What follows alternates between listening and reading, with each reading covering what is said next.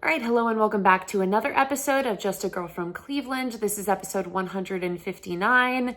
Once again, another day late than usual for recording, but as you guys know, I was in Philly this weekend for the Browns game. Didn't get back till late on Monday, so just a little behind on catching up on my week, but we are here to talk about everything that's been going on. So lots of things to cover.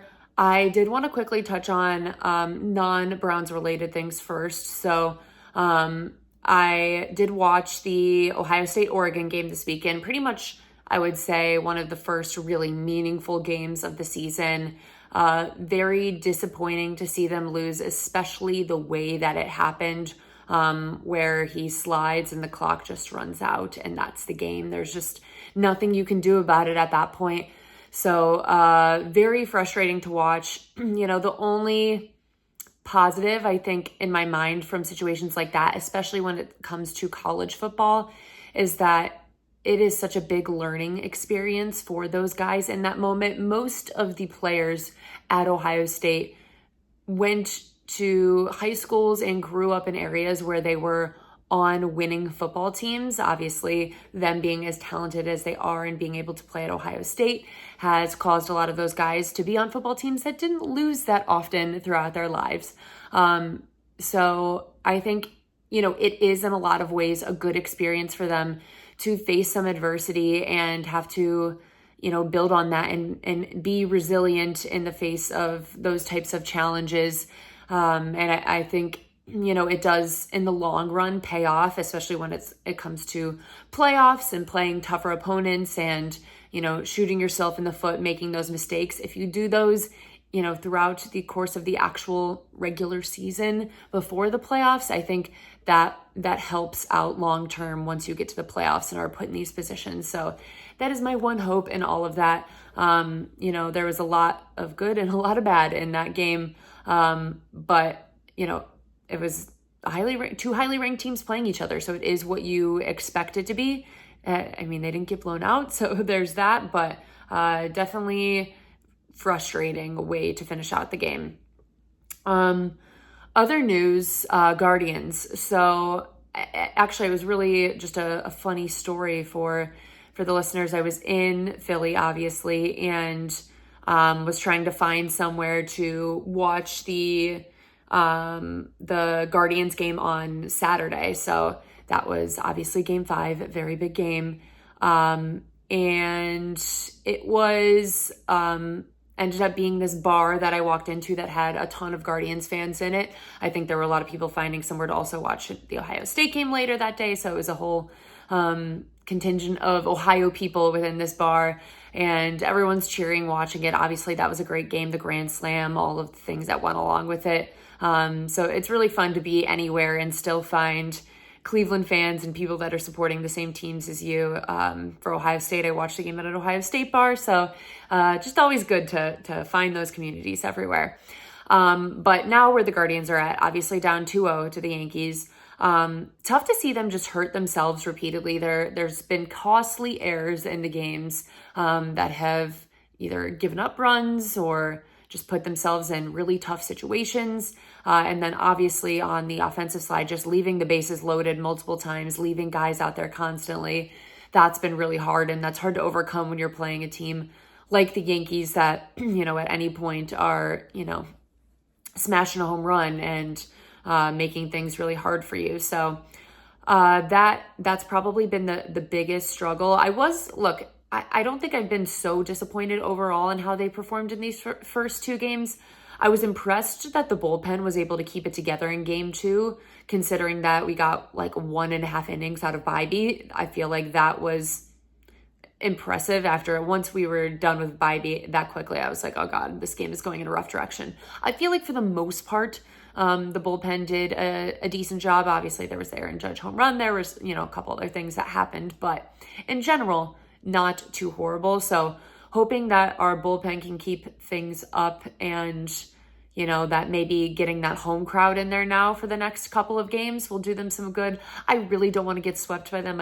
I'm really hoping that, you know, the Guardians can pull at least one game out. So fingers crossed there, but we will see what happens.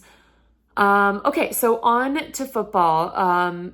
First, I guess we'll just talk like my experience overall being in Philly. I have not been there for a Browns game before. I think my favorite thing about the stadium and just how they have everything set up is that all three, the ballpark, the arena, and the football stadium are all right next to each other, which I think is a really cool experience for fans to look around and see all of them. They have this really big bar restaurant type place right by it, called Xfinity Live, which if you're a Philly person, you probably know about that place, but really fun just to have kind of it be this whole sports focused area within Philly.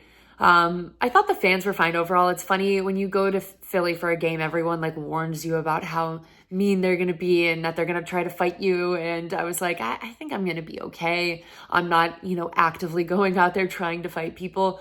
Honestly, I think most of them felt bad for me with my interactions with them at the game. Very frustrated with the current state of my team that I think they kind of related in a way and were like, oh, I actually respect that because that's how I feel about my team all of the time. They're not very pleased with their team as well, even though they were able to get the win. So I felt like it was a decent experience overall with those fans, a lot of relating to each other and our mindset with our teams. So there was that. I guess my only positive from the performance from the game before we talk about, some of the negatives with the Browns right now, I felt like the run game looked decent, looked a little bit better, even with the Ford injury. Obviously, Jerome Ford went down. I still feel like they were able to run the ball better than they have throughout the course of this season. So that was a little bit promising, especially knowing that you're getting Nick Chubb back this week, hoping that they can build on that and have that continue, especially as the passing game continues to struggle. So, just to give a positive takeaway, there is that. I guess, the one other would be Myles Garrett doing his once a season jump over the line, block a kick. Browns end up scoring on it. He is such a superhuman the way he is able to do that. It is so insanely impressive. We are so lucky to have him in our city. I think because he does these athletic feats so regularly, we get used to it. And it's like, no, that's not normal. Like no one else on this earth can do that. Myles Garrett can do that.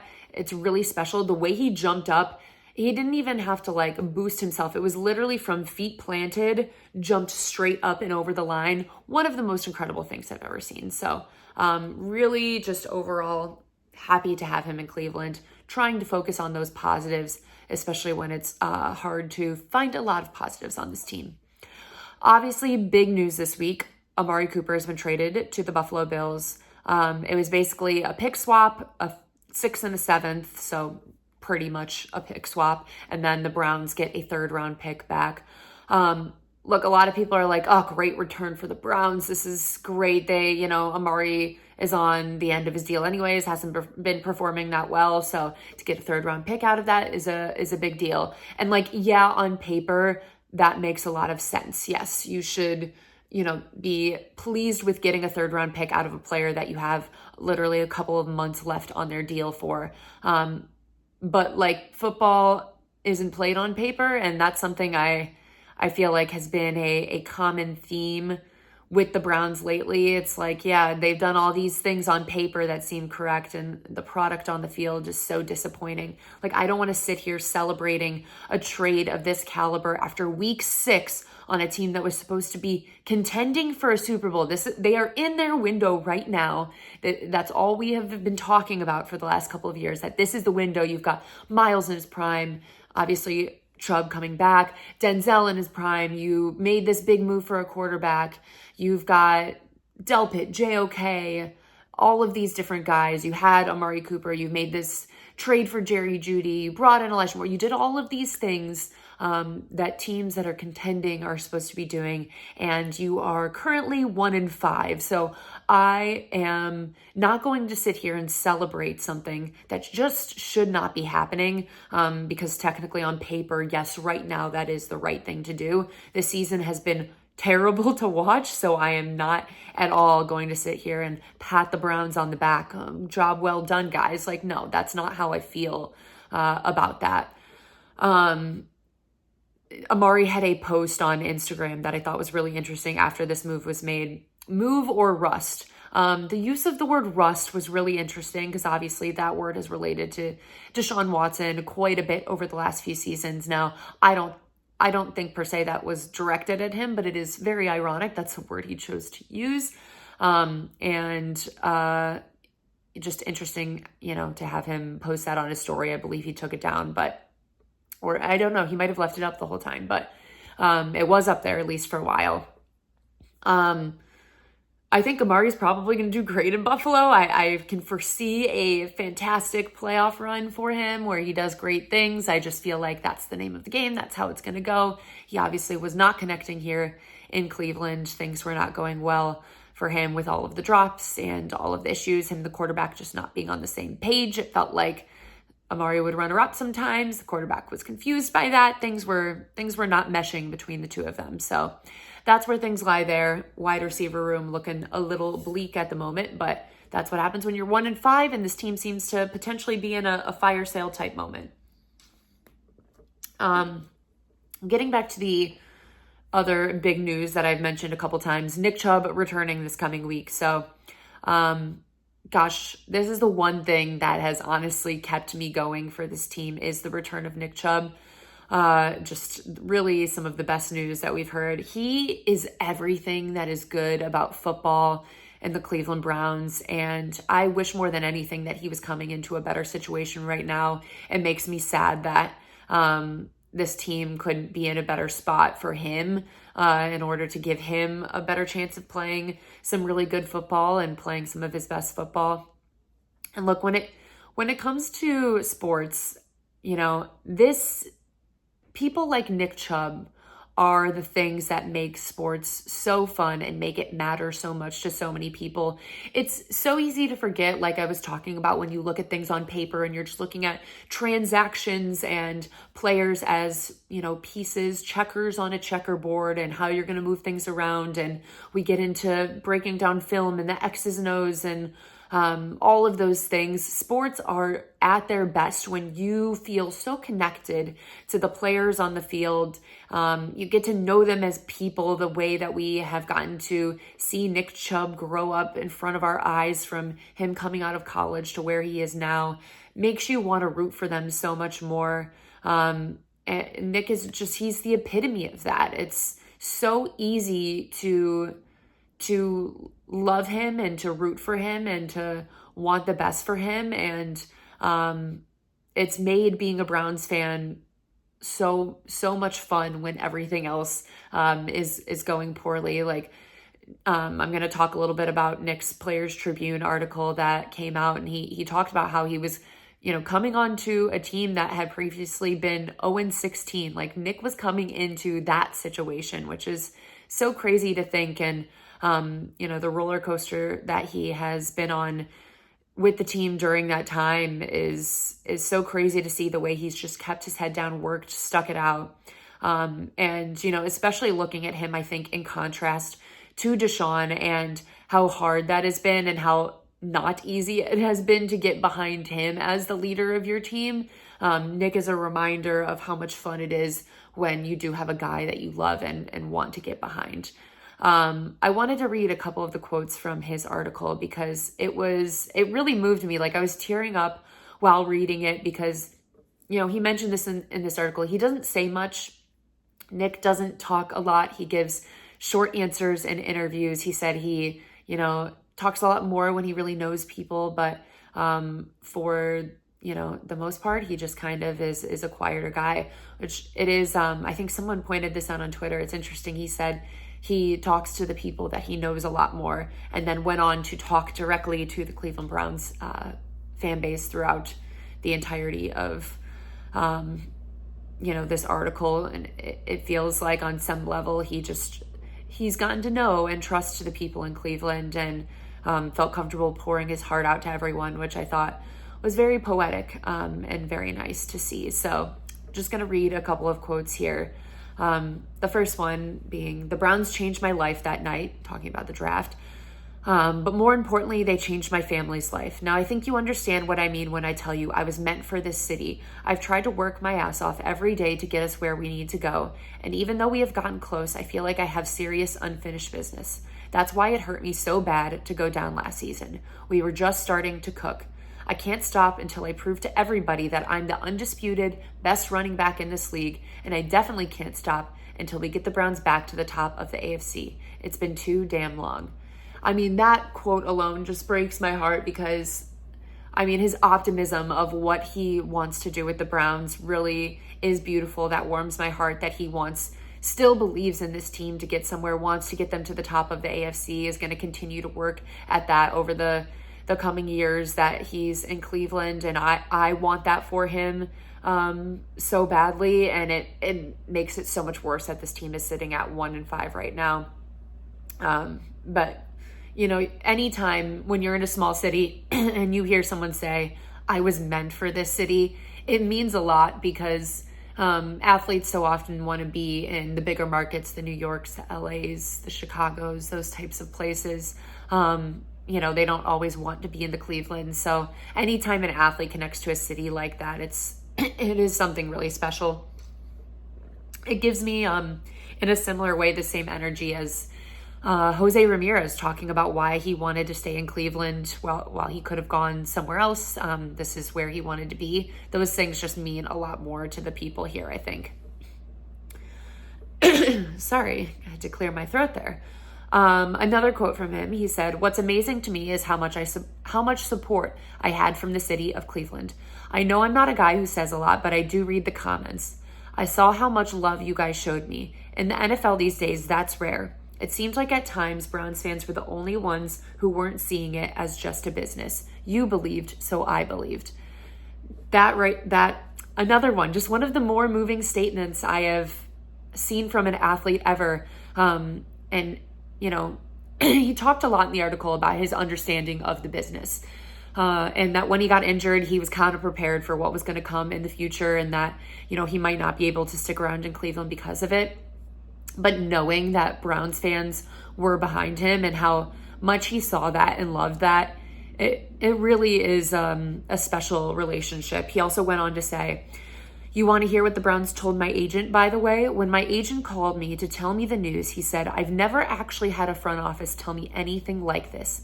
But they said that part of the reason they never entertained cutting you is because of how much you mean to the city. That really meant the world to me. Look, I know the deal. I had no guaranteed money left. The Browns had all the leverage. They could have left me high and dry like so many guys in this league, but they had my back. You all had my back. That's enough talking for me. There's only one thing left to do now. I gotta pay you back."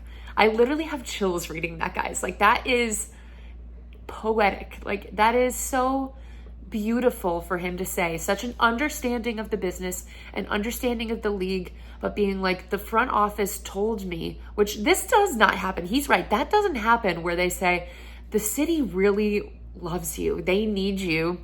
And so we're not even going to entertain this, even if on paper, financially, contractually, it makes the most sense for us to do. We're not entertaining it because football isn't played on paper. Football is played on the field. It is played with people's souls and their minds and their hearts. All of that is a part of it. And the front office recognized that in this situation. I wish they would recognize it in some other situations.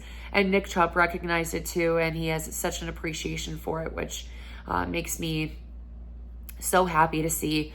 I hope more than anything that we could at least stack a couple wins here just to give Nick Chubb an opportunity to put up some stats, do something special. Obviously, the season is kind of shot at this point, but if we can just do that, that will make me very happy for him. So wishing all the best in that direction. He returns to a matchup where we are playing a Bengals team that historically in the last couple of years, it's been a ongoing joke that like the Browns always seem to beat the Bengals even when other things aren't going right. Obviously in the important games, I think like the last game of the season last year when we played them, when we had already clinched, the Bengals took that one. That one, you know, doesn't matter quite as much. Or, you know, I think there's been a couple other like situations similar to that. I believe Baker's Baker's injury year. We played them the last game of the season and lost to them, but at that point our season was kind of over. Baker didn't play in that game. He was going to get surgery, so one of those situations. But in general, when the games have mattered, they have done well against the Bengals. I don't really see that continuing this year because I cannot trust in this team to put together a solid performance on both sides of the ball. So that's kind of where I'm feeling right now. I mentioned this last week. I am genuinely concerned for what the environment in that stadium is going to look like. I feel like a broken record, but I've never seen this fan base so angry. It continues to build. The only thing that might save them is trotting Nick Chubb out there where people are like, oh, thank God we have Nick Chubb. Like, we'll take that. That's fine. You know, we at least have him. And maybe it causes them not to boo as much with, Deshaun Watson still being out there. Kevin Stefanski still saying he gives us the best chance to win, which is a lie. And I feel like Kevin has to know that. But yeah, it's going to be a weird environment. If things start going really bad, I don't know how the fans are going to react. I think it's going to get pretty hostile. So we will see how things go there. Okay, so let's just round things out here with our week 7 picks. My record for week 6 was 8-6. So still in the winning record column, but, could be better. This week we've got Broncos versus Saints. I'm taking the Saints. Patriots versus Jaguars, a battle of two pretty big losers. So this was a tough one to pick, but I'm going the Patriots. I think Drake May showed some promise, so we'll take that. Seahawks versus Falcons. I have the Falcons. Titans versus Bills. I'm taking the Bills. Bengals versus Browns. I'm taking the Bengals. Until the Browns can prove me differently that they can actually try to win a football game, I am not taking them. It's not happening. What do we got? Texans versus Packers. I have the Texans. That'll be a good game probably. Dolphins versus Colts. The Joe Flacco legacy continues. I'm taking the Colts. Lions versus Vikings. One of the games of the week, in my opinion. Two really good teams, a divisional game for them. I'm taking the Vikings. Eagles versus Giants, divisional game for them. I have the Eagles. Raiders versus Rams. Panthers versus Commanders. I am taking the Commanders. Chiefs versus 49ers, another major game of the week, Super Bowl rematch from last year. I have the Chiefs. Jets versus Steelers. I'm taking the Steelers. Ravens versus Buccaneers. That'll be a good game. I have the Ravens. And then rounding things out with Chargers versus Cardinals. I am taking the Cardinals. So that is all we have for the week. I wanted to focus on some of the Nick Chubb and off the field things because I just think at this point, reiterating what's happening on the field week after week is probably not interesting or entertaining to you guys. But talking about Nick Chubb's quotes can hopefully bring everyone a little bit more joy and a little bit more positivity. So we'll try to go with that for now. Thank you guys so much for listening. If you could please leave a comment on the YouTube, subscribe on the YouTube. You leave a rating or review on Apple Podcasts, Spotify, wherever you listen to podcasts. Share with a friend, all of that good stuff. Gosh, I mean, let's just hope the Browns maybe can pull out a win this week and do something nice for Nick Chubb, but not holding my breath at this point.